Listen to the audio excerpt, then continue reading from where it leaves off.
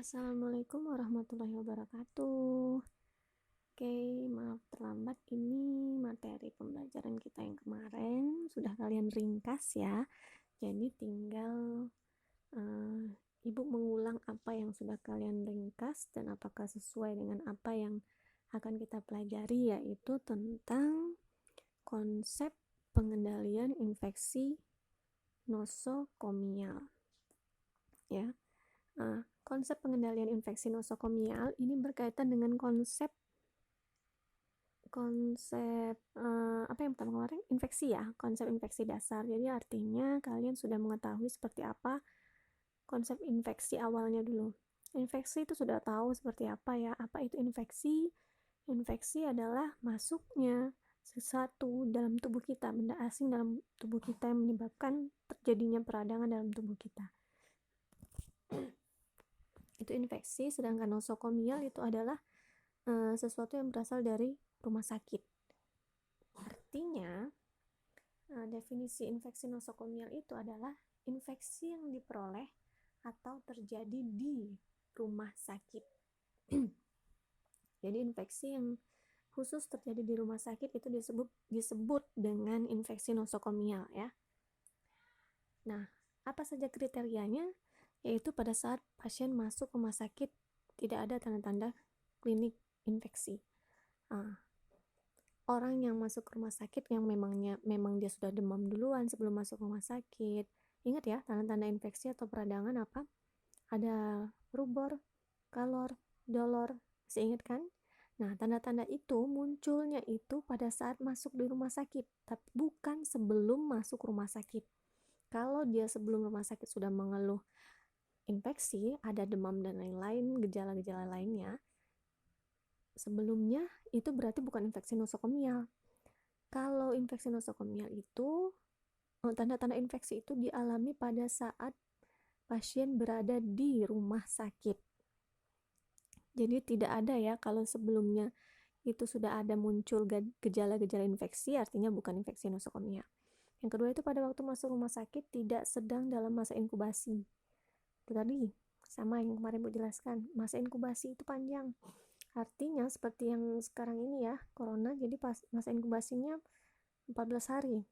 Nah, sebelumnya itu sebenarnya virusnya udah masuk. Ya kan? Nah, mungkin dia dirawatnya karena penyakit lain. Tidak terdeteksi. Kemudian tiba-tiba muncul. Ternyata masa inkubasinya pas pada saat dia dirawat di rumah sakit. Nah, ini juga bukan infeksi nosokomial. Artinya itu infeksi yang dibawanya sebelumnya. Ya. Tanda-tanda kliniknya itu baru timbul minimal setelah 3 kali 24 jam. Artinya setelah dia lakukan perawatan, itu ada kontaminasi antara lingkungan di dalam rumah sakit yang menyebabkan pasiennya itu mengalami infeksi. Nah, itu infeksi nosokomial ya. Jadi bukan merupakan sisa infeksi sebelumnya. Baik itu infeksi sebelumnya di luar rumah sakit maupun infeksi yang masa inkubasinya terjadi di rumah sakit tapi bukan dibawa oleh virus yang berasal dari rumah sakit ya. Jelas ya apa itu infeksi nosokomial. Faktor-faktor yang mempengaruhi infeksi nosokomial hampir sama dengan yang kemarin Bu jelaskan tentang konsep infeksi ya. Ini ada sama ya, dari faktor endogen yang bagian dalam ini ya. Maksudnya di si pasiennya itu sendiri, itu dari umurnya, status imunnya, dan kemudian adakah pemakaian imunosupresan, obat-obatan yang bisa menekan pertumbuhan atau status imunologinya. Kalau yang di luar dari pasiennya itu adalah faktor eksogen, bisa dari manusia lain dari pengunjung, perawat, kemudian dari peralatan-peralatan medis, dari peralatan-peralatan medis itu alat yang dipakainya, kemudian alat yang dipakai perawat, semuanya ya itu adalah faktor eksogen. Kemudian lingkungan, seperti apa kebersihan dan kenyamanan lingkungan di rumah sakit, di ruangan tempat dia dirawat. Nah, itu bisa mempengaruhi infeksi nosokomial. Kemudian adanya rendahnya fasilitas cuci tangan. Ya, nanti akan sangat berkaitan erat dengan konsep pengendalian infeksinya. Sama seperti konsep pengendalian infeksi dasar, bahwa yang terpenting itu adalah cuci tangan. Jadi infeksi itu bisa masuk, bisa menular, itu awalnya bisa berawal dari cuci dari tangan yang kotor, pegang sesuatu dari barang ke sana, bawa ke sini, pegang lagi, bawa ke sana, pegang lagi. Tapi kalau kita bersih, cuci tangan, itu tidak akan masuk ke dalam tubuh, ya. Selanjutnya adalah jenis infeksi nosokomial. Jenis-jenisnya ini maksudnya ini misalnya virusnya udah masuk dalam tubuh kita. Nah, melalui apa? Bisa melalui, kalau misalnya yang ini ya, yang pertama yang dijelaskan, infeksi aliran darah. Infeksi aliran darah ini biasanya bisa langsung muncul pada saat kita pemakaian infus. Infus itu kan masuk pembuluh darah. Nah, kalau infus itu yang tidak steril ataupun luka tusuk infusnya itu terkena virus, bakteri, dan lain-lain, kuman, nah itu bisa menyebabkan infeksi pada aliran darah. Nah, ini infeksi pada aliran darah ini bisa menyebabkan pembengkakan di pembuluh darah. Nah, itu makanya yang misalnya dia infeksi bekas infusnya itu bisa bengkak, kemudian merah, itu kan. Kalau sudah berapa hari tidak diganti, nah itu bisa menyebabkan infeksi pada aliran darah. Itu tandanya ya, untuk tanda yang infeksi aliran darah, bisa bengkak di tempat infusnya itu, merah, meradang, itu ya, panas, nyeri, sakit ya di bagian tempat infusnya. Kemudian infeksi saluran napas. Nah, yang sekarang ya, infeksi saluran napas berarti droplet masuk ke dalam saluran napas. Nah, ini bisa terdeteksi dengan, kalau pemeriksaan diagnostiknya bisa dengan CT scan ya. Kemudian gejalanya munculnya kalau infeksi saluran nafas, yaitu tadi bisa jadi demam terutama. Kemudian nanti kalau misalnya pembengkakan yang kita nggak bisa lihat dari luar ya, apakah bengkak bagian dada, tidak, tapi bagian dalam kelihatan ya kan, ada peradangan di bagian dalam pernapasan. Kemudian dia akan, kalau dia bengkak kan di bagian pernapasannya, itu bisa menyebabkan sesak napas dan menyebabkan pengeluaran pus dan lain-lain ya. Itu infeksi saluran napas. Kemudian infeksi saluran kemih. Nah, ini berhubungan dengan pemasangan kateter, alat bantu untuk pembuangan ya, alat bantu untuk saluran kemih. Udah pernah lihat kan itu pemasangan kateter. Nah, itu dimasukkan ke dalam alat kelamin untuk pipisnya ya. Jadi alat itu sama seperti untuk infus, jadi alat itu harus steril, kemudian harus bersih, dan jangka pemakaiannya dicek. Kalau terlalu lama itu akan menyebabkan infeksi, sama seperti infus ya. Jadi bisa menyebabkan infeksi saluran kemih karena tadi berhubungan dengan saluran kemih alatnya tersebut. Yang selanjutnya adalah infeksi gastrointestinal, infeksi bagian pencernaan. Nah, tangan lagi sumbernya, tangan, masukkan makanan, megang makanan, masuk ke mulut, masuklah ke bagian organ pencernaan. Bisa terjadi infeksi, misalnya gastroenteritis, ya kan, peradangan dalam saluran pencernaan, demam. Demam itu reaksi awal ya. Nah, untuk yang lainnya, kalor, lubor, itu bisa sesuai dengan kondisinya. Kemudian infeksi luka operasi. Sudah operasi, dia pasti disayat atau akan ada luka bekas operasi. Nah, luka ini kalau tidak sesuai standarnya untuk melakukan perawatannya, itu harus diganti berapa kali, berapa hari, harus dibersihkan dulu, ditutup lagi, dan selanjutnya sampai kering. Nah, itu kalau tidak sesuai dengan standar, bisa menyebabkan infeksi. Jadi lukanya bisa jadi lebih parah ya. Misalnya lukanya kecil nih bekas operasi, gara-gara dia infeksi, itu luka bisa membesar, kemudian bengkak nanti kan, kemudian lukanya nanti tambah lagi menjalar kemana-mana. Nah, itu infeksi luka operasi. Selanjutnya adalah dekubitus. Udah sering dengarkah dekubitus? Dekubitus itu adalah luka ya, luka akibat tirah baring yang lama. Misalnya gini, orang stroke nih, atau orang yang kesulitan untuk bergerak, dia dirawat di rumah sakit. Harusnya dalam perawatan, kalau orang normal dia bisa miring, bisa duduk, bisa kanan kiri, itu bisa sendiri. Tapi kalau orang yang dengan keterbatasan gerak, otomatis dia akan terbaring, terentang terus. Harusnya dia harus dimiringkan, selalu digerakkan, miring ke kanan, nanti berapa jam kemudian miring ke kiri, belok lagi kanan kiri. Atau kalau kita bisa mau duduk, mau berdiri, mau berjalan kan bisa. Ini apa? Ini akan mempengaruhi terjadinya luka di bagian belakang tubuh pasien. Jadi kalau dekubitus itu karena dia tidak baring yang lama, jadi gesekannya itu akan selalu terjadi di bagian belakang.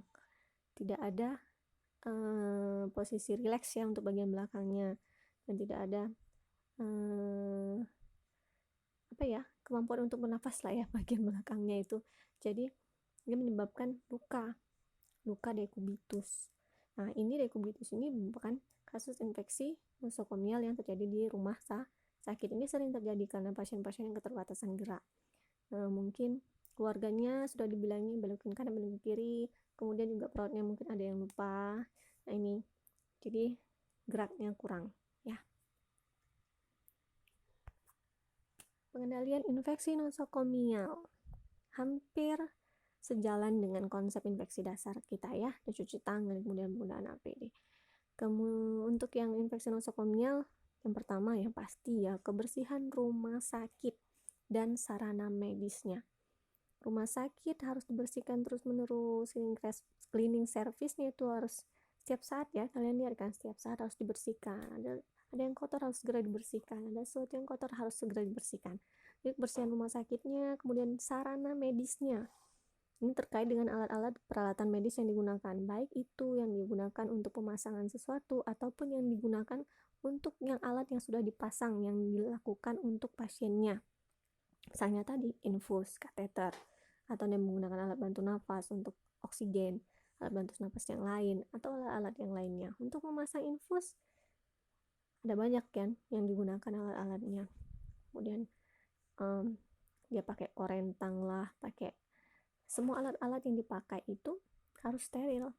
Jadi kemarin ada konsep dasarnya yang Ibu jelaskan bahwa ada desinfektan, ada sterilisasi. Alat-alat tersebut, kemudian alat rumah sakit tersebut harus diberikan desinfektan dan disterilisasi. Desinfektan itu artinya kita memberikan cairan ya kan, cairan bersihkan, mau dielap, disemprot, diapain, itu kan, itu alat-alatnya bersihkan.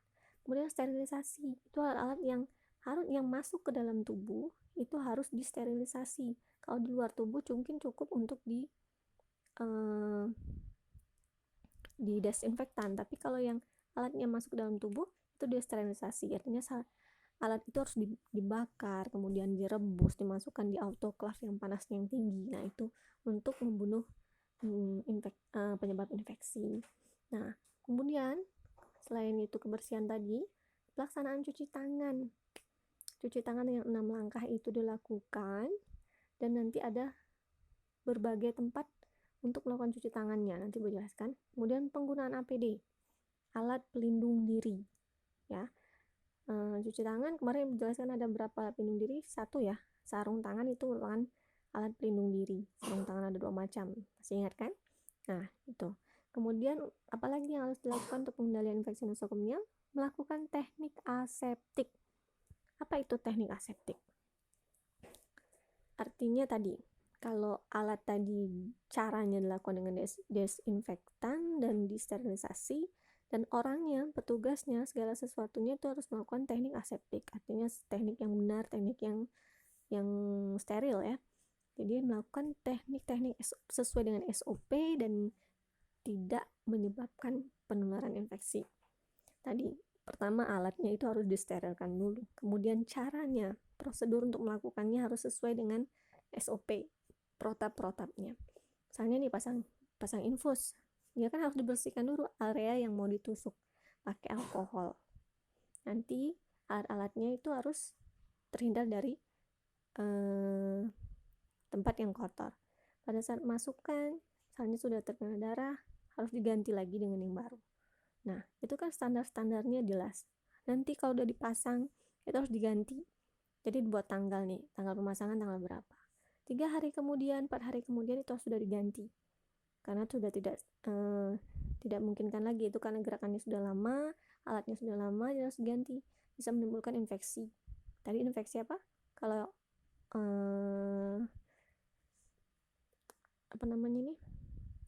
kalau infus itu bisa menyebabkan infeksi aliran darah. Jadi kalau perawat itu melakukan sesuai dengan teknik yang aseptik, sesuai dengan SOP-nya, nah itu sudah bagus, itu sudah melakukan pengendalian infeksi nosokomial. Kemudian isolasi penyakit yang menular. Jadi harus dibedakan mana pasien yang mempunyai penyakit yang menular, kemudian yang tidak menular. Jangan sampai disatukan penyakit menular itu disatukan dengan orang yang tidak mempunyai penyakit penular. Dan penyakit menular pun harus dibedakan, penularannya apa. Ya tidak boleh sama nih penularannya. Misalnya TB yang menular melalui gastroenteritis, ya kan, menularnya melalui BAB, ini beda, jadi harus diisolasi.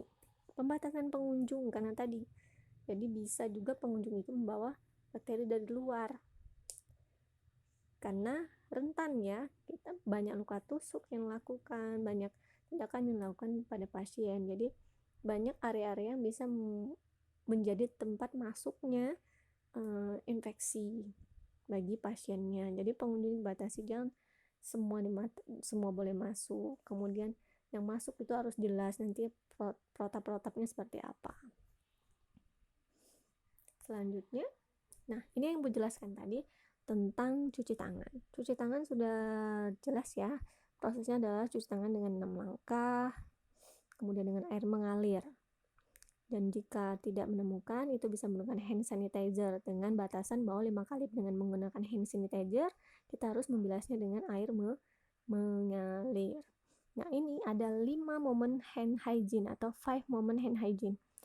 Kapan kita harus cuci tangan di rumah sakit? Kita sebagai perawat nih ya. Kita sebagai perawat sebelum menyentuh pasien. Nomor 1 dilihat.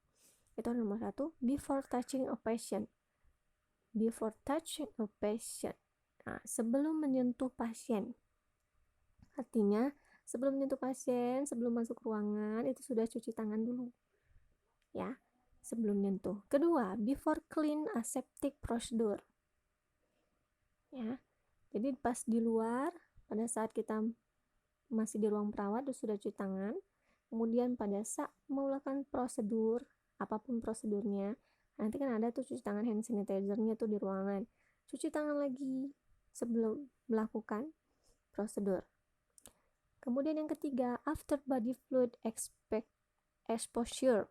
Jadi setelah terpapar dengan cairan dari pasien.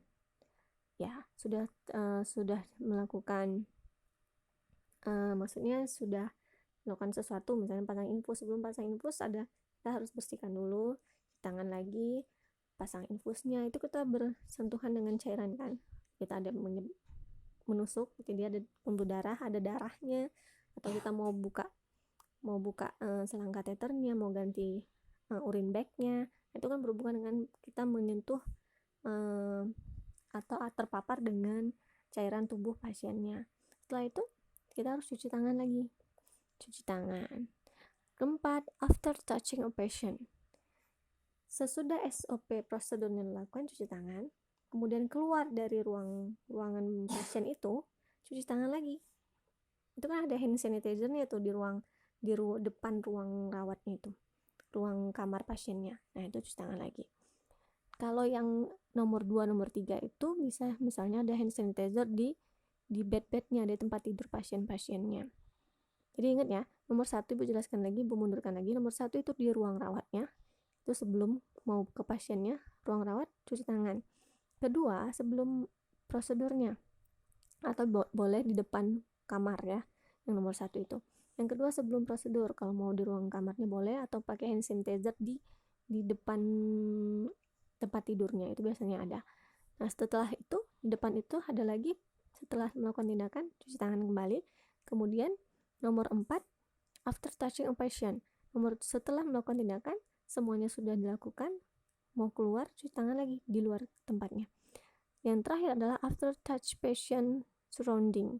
Artinya setelah meninggalkan ruang kamar perawat, kembali lagi ke counter perawat, itu cuci tangan kembali. Ingat ya, ada 5 momen atau 5 langkah, 5 kegiatan yang harus kita lakukan untuk mencuci tangan. Kapan saja kita cuci tangan sebelum kita ke pasien. Pertama, sebelum ke pasiennya ada 2 kali, kemudian setelah ke pasiennya ada 3 kali ya. Yang terakhir itu adalah APD, alat pelindung diri, sarung tangan. Itu kalau berhubungan dengan cairan tubuh kita harus pakai sarung tangan ya, handscoon ya. Ada handscoon, ini handscoon, kemudian ada masker. Masker ada banyak jenisnya ya. Kemudian ini ada baju pelindung. Kalau sekarang ya, kalau berhubungan virusnya itu bisa masuk dari mana-mana, harus lengkap kita pakai semua ini, semua sepatu boot, ada penutup kepala, ada sepatu pelindung saja, ada kacamata pelindung. Nah, yang sekarang itu untuk yang corona ini kita pakai semua lengkap full, karena itu virus berbahaya, cepat sekali menular dan bisa masuk melalui cairan-cairan tubuh kita, masuk dari mata. Jadi kita pakai kacamata pelindung. Dari saluran pencernaan, mulut, makan, jadi kita pakai masker. Kenapa kita pakai full semuanya? Karena kalau kita menempel ke baju kita akan sulit untuk kita bersihkan, jadi harus pakai kalau kita ada luka, kita nggak tahu nanti masuk ke pembuluh darah ya kan. Jadi semuanya harus full digunakan APD-nya, terutama untuk kasus yang corona ini ya. Jadi tidak perlu nanti APD dipakai semua kalau hanya untuk pasang infus. Infus itu kan hanya untuk berkaitan dengan pembuluh darah, artinya cukup handscoon dan masker kalau mau untuk mencegah penghindaran infeksi melalui saluran droplet dan lainnya. Biasanya yang minimal dipakai adalah handscoon dan masker. Kalau ada kasus-kasus tertentu baru nanti dipakai full semua ya. Oke, cukup gitu dulu dari Ibu. Selamat belajar. Jangan lupa minggu depan kita UTS. Untuk prosedurnya akan Ibu jelaskan selanjutnya. Jadi silahkan download di e-learning materi-materi yang Ibu jelaskan. Atau kalau mau yang video mungkin ada di WA grup ini ya. Dan jangan lupa catatan kalian, apa yang Ibu tugaskan ke kalian itu dipelajari lagi, dan apa yang Ibu jelaskan ini juga dipahami lagi. Soalnya ini akan nggak tahu nanti esai atau pilihan ganda, pokoknya belajar aja dan dipahami, ingat ya.